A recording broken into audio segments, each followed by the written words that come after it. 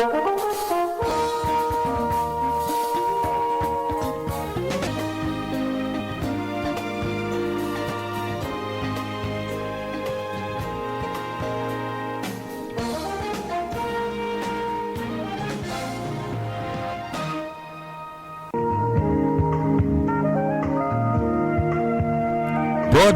live from beautiful, historic Marion, Ohio, it's Now with Scott Spears on WWGH 107.1 FM. Call Scott live on the air anytime at 740-383-9944. No topic is too big or too small. I'm your announcer, the man with the golden voice, Ted Williams. And now, here's your host, Scott Spears.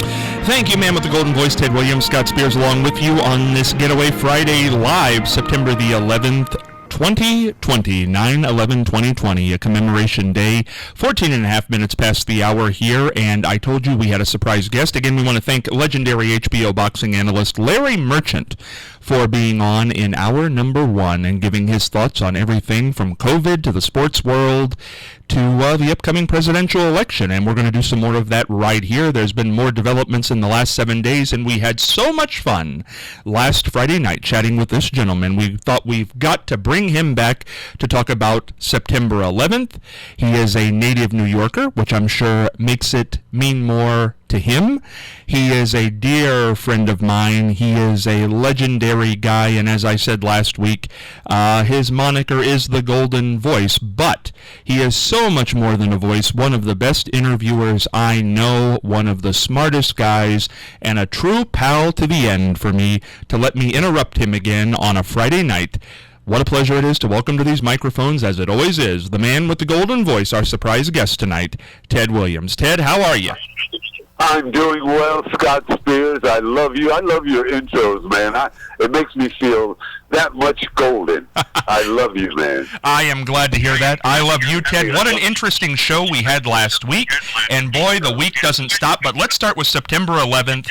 Where were you September 11th, 2001, 19 years ago? 19 years ago, I was with my son in Grove City, Ohio. I had just gained custody of my son, my oldest son, Desmond, and we were living in Grove City. And lo and behold, I was asleep at that hour of the morning, but he was getting up for school.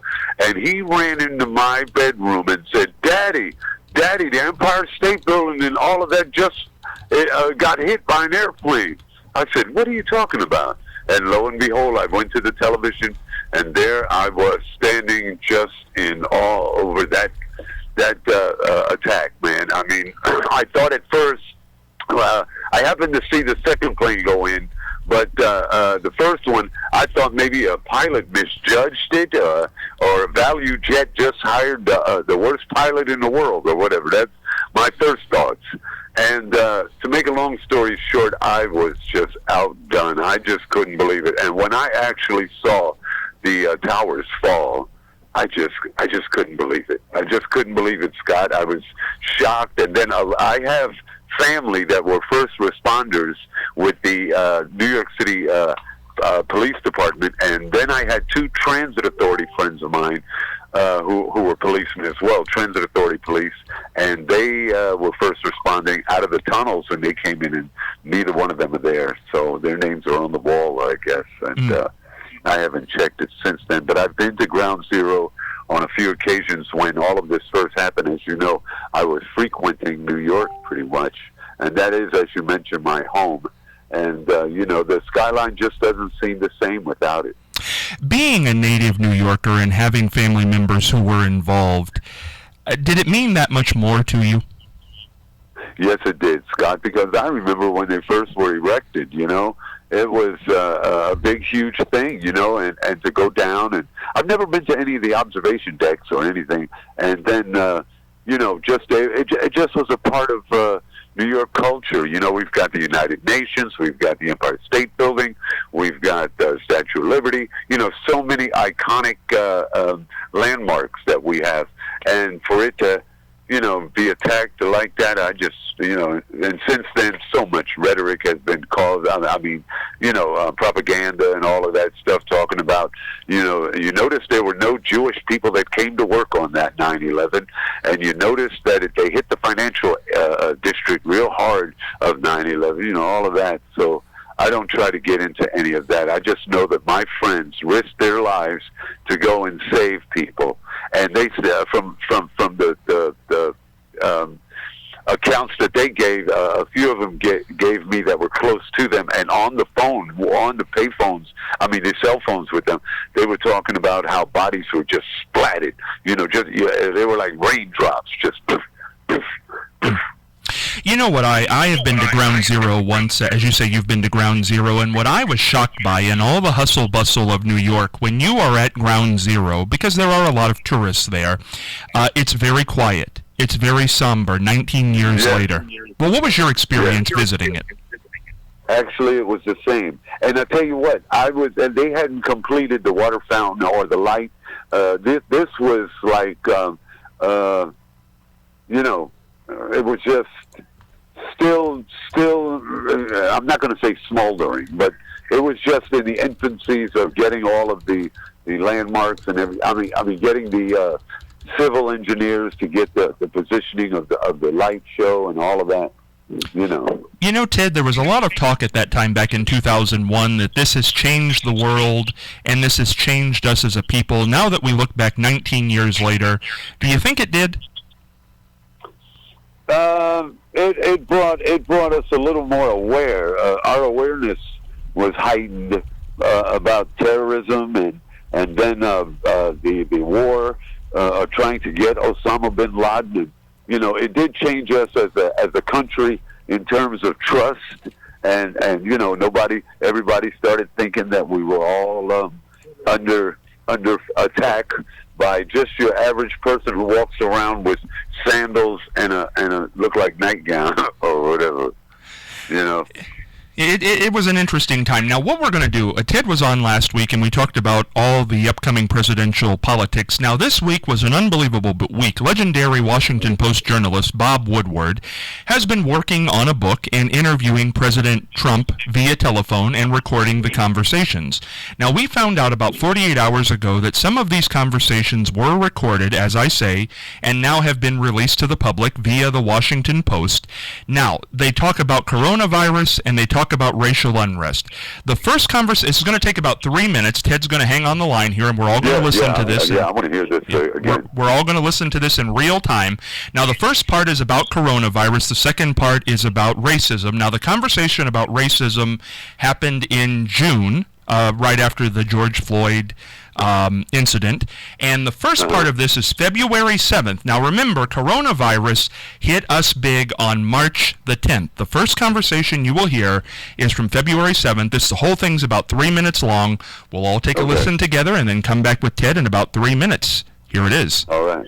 And so what was President Xi saying yesterday? Well, we were talking mostly about the virus, and I think he's going to have it in good shape, but it's a very tricky situation.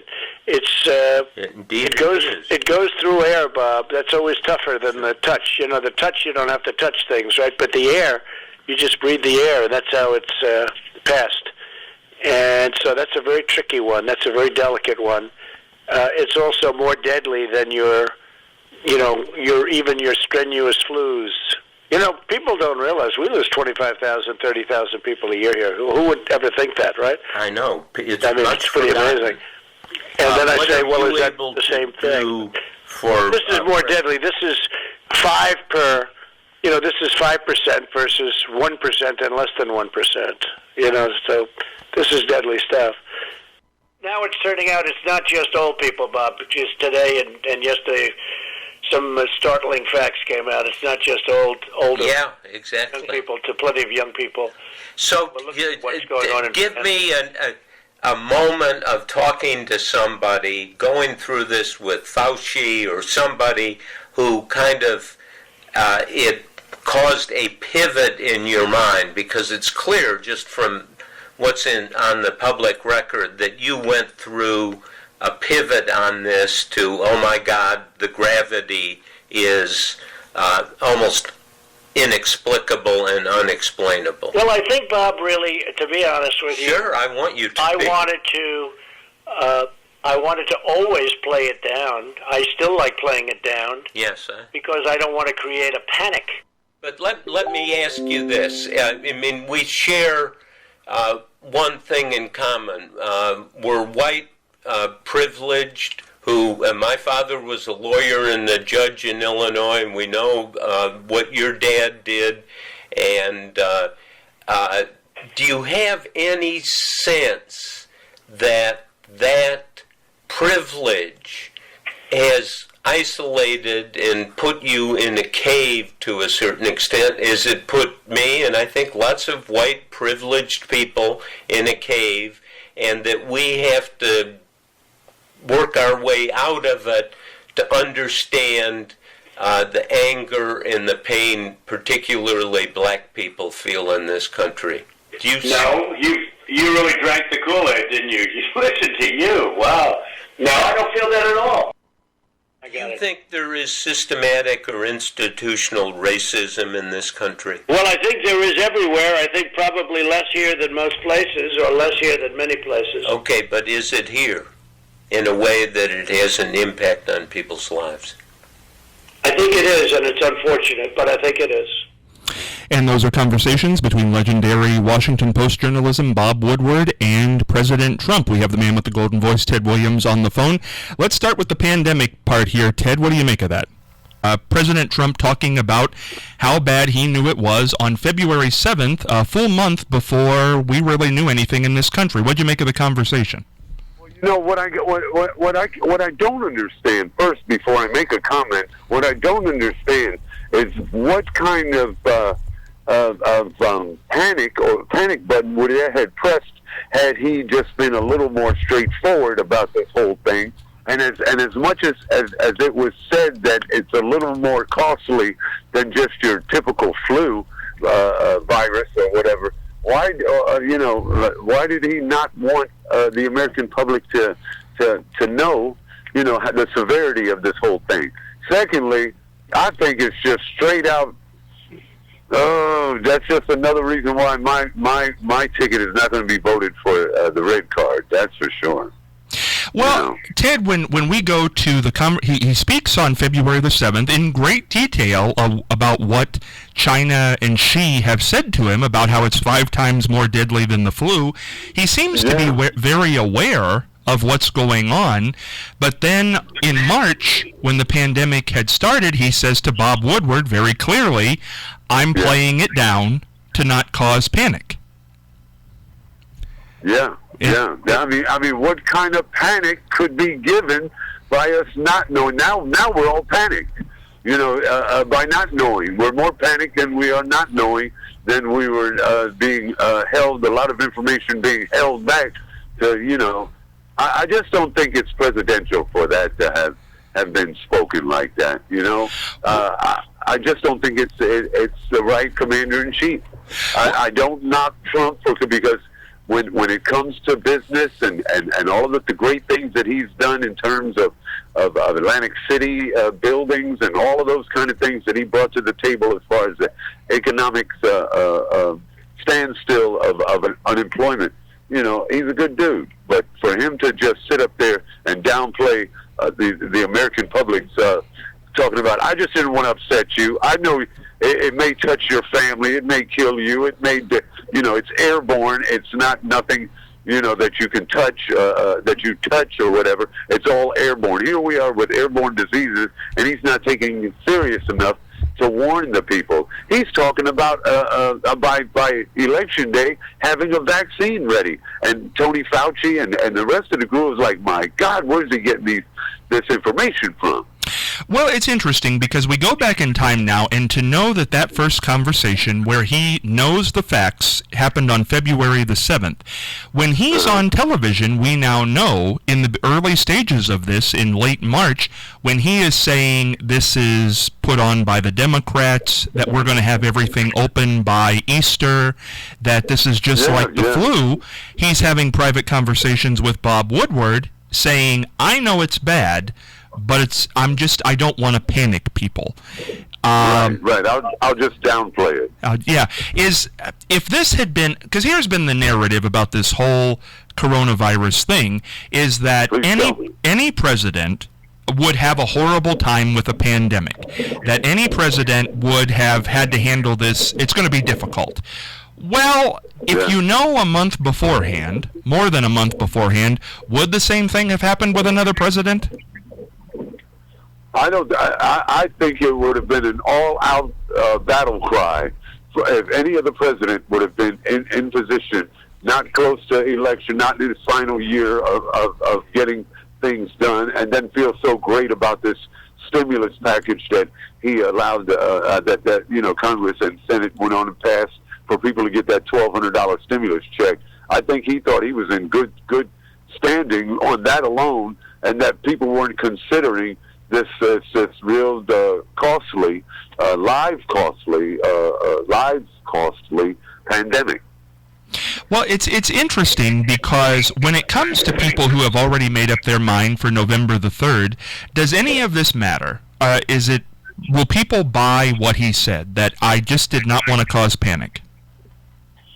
I think there's going to be a select few maybe a fairly decent turnout for diehard Trump supporters. They really feel like, he's getting things done. He's the only president. The unemployment, everybody wants to throw that in there. They don't throw about the Black Lives Matter situation and how he's commending police, complimenting police and their actions of duty. They're, to kill people unwarrantedly.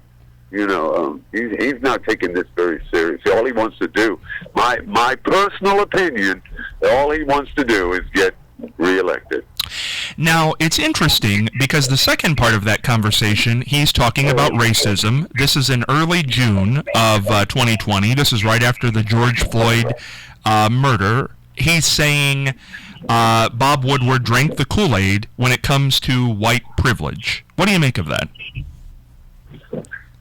Well, you know what? I don't want to speak on the white and black issue. I'm going to kind of plead the fifth on that one, because it's apparent. It is apparent that Trump is truly in the know of racism that exists right here on our soil. He knows what's going on, and for him to sit around and try to downplay that, my assumption is that he's going to downplay everything that's thrown his way. Because I'll never forget last week when we were on the air, you and I, and of course a host of your listeners, when he said, I say what I say, bottom line. He's going to say anything and hope that it gets passed by, the diehard Trump thing. I say what I say. And that's how I feel he runs this presidency. I just say what I say. If I say that's a ignorant person that's reporting this news, I say what I say. If I say that American captured war heroes are not heroes because they're suckers and losers, I say what I say. Yeah. And just to put a button on this, because it was news today, President Trump gave a news conference, and for the first time really went after Kamala Harris. His news conferences are no more than tweets. Well, and today, during that particular conference, for the first time he went heavy after Kamala Harris, Joe Biden's vice presidential pick, saying, well, he mocked her name, Kamala, and saying having her as president would be an insult, his word, to the country. What do you make of that? Yeah. I make that. What I make of that is that he doesn't mind Confederate flags still hanging over in Mississippi and Tennessee and all those places. He's still a good old boy, white privilege, and that's what he is. He represents the white privilege. Well, and I want to make sure I get the exact quote here, just so we're not wrong. What he said it was a rally today. He said, people don't like her. Nobody likes her. That's not true. We all know that. She said she could never be the first woman president. She could never be. That would be an insult to our country. He said you know who's further left than crazy Bernie? Kamala, Trump said, mispronouncing and stretching out each syllable of her name each time he said it. Yeah, it's terrible. He's not worthy of commander-in-chief. That's all I'm going to say. I want to kind of just leave it on that. I'm going to say what I say, that he is not fit for re-election. Ted, we are still about 50 days away from November the 3rd. This is becoming... Last week, we heard the military comments. This week, we got the coronavirus. Today, we had the comments about Kamala Harris. How bad is this going to get in the next 50 days? Well, I'll tell you what, it's going to get really, really bad if that stimulus doesn't pass through or they don't start working on that, because that's what he's hoping for. That and any kind of premature vaccine would be right up his alley. So he wants to win, and he's going to, who was that said that he would do anything to win? He will come short of starting a war. Well, Michael Cohen, his former lawyer today, said that he doesn't believe that Trump will leave the White House. No, there's going to be, it's going to get worse before it gets better in terms of all of this, and then of course we can expect the Postmaster General detaining our mail, the mail process of the voting processes. We can expect a recount. We can expect falsifications and intrusions of other countries. Our voting process is it's going to be a mess. Ted, before I let you go here, and I appreciate the time again, when we look at this time, when we look at the military comments, when we look about nearly 200,000 people dead from the coronavirus, when we look at comments about Kamala Harris, what does this all add up to? What as we head into a presidential election, there are people driving around with Trump flags on their car. I don't see a whole lot of Biden signs out here in Ohio. What do you think this is all about? Well, I'm just going to say this much: it is he's got the country right where he wants it divided. He's got the forums in the political structure. He's got them all divided. He's got former Republicans voting for Biden. He's got he just got this whole thing in America as we once knew it. We'll never know it again. As we once knew it prior to this, we will never know the same great standing nation. We are divided. We're racially divided right now. It's gotten to that point, taking Uncle Ben and Aunt Jemima and taking Confederacy, white, Black Lives Matter. You got cops shooting people in the back, but yet and still a Trump supporter gets to aim a gun and doesn't even get a bullet nowhere near, not even a rubber bullet or any taser or nothing. And it's just ridiculous, man. Our judicial system has finally crumbled. Ted, let me ask you this final question here. When we look at President Trump right now, because basically this is a referendum on him, this election, everybody says it, that it is people who want him to be reelected versus people who don't want him to be reelected. On a scale of 1 to 10, how would you rate his presidency so far? Jeez. Well, I don't want him reelected, so I'm gonna put it like. Biden is still leading, from what I understand, in the popular polls. Yes. Yes, and I'm just hoping that the swing states like Ohio and Iowa, and a couple of New England states that are very important to presidential candidates. I hope they all can open their eyes, and see what our future is going to bring if he is reelected. What do we expect out of this president? Do we finally get that Mexican wall? Do we get the money and the help that we need as a nation? The unemployment, or is it going to go back to immigrants? Or are they going to be stopped at the borders? Our concentration camps? Oh, excuse me, I meant to say those like Guantanamo Bay. They're going to be flooded with immigrants all in. Well, Ted, let me go at it this way. We're in a sad state. we're in a sad state. Well, let me just go with this then as we part ways here. Give me one word, one adjective to describe President Trump at this point in your mind.